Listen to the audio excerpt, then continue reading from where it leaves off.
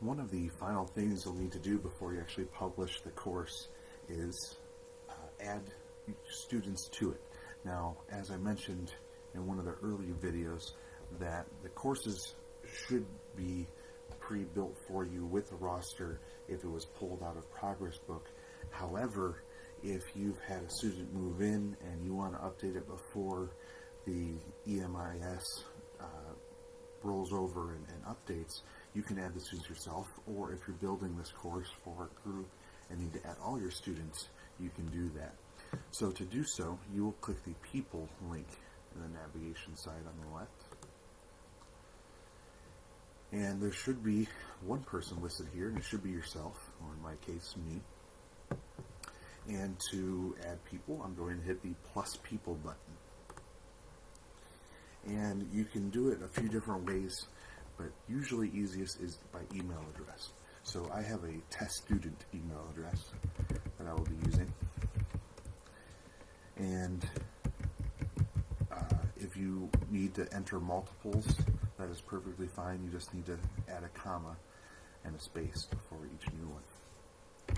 You need to set the role the person will play. So typically it would be a student, but you could have another teacher as part of it, or you might call that coach, or a TA. If you have a student teacher, you could add a student teacher to your class, and that would give them some of the abilities that you have and not some others. Designer and observer are not used as often.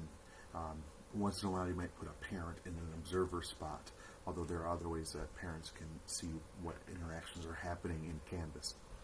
And then if you needed to, you could set different sections, but we only have the one built right now. So you will hit next.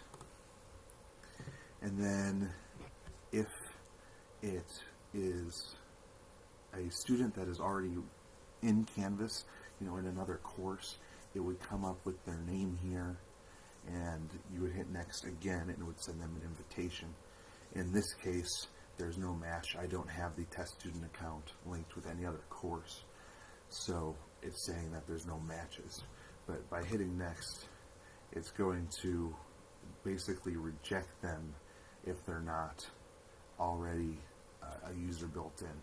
So if you have to add a fresh student, someone who maybe just started school that day, if they transferred in, you might have to wait a day or two for the EMIS rollover, or talk to your tech coordinator to make sure that they have a Canvas account.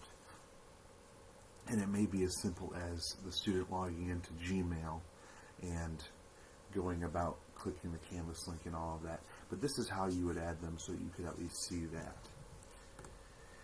The last thing you need to do is go back to your home screen, and now that you have built your course, entered the information you need to, and added students to the roster, you're ready to publish. And you can do that simply by clicking the Publish button that is grayed out in the upper right hand corner.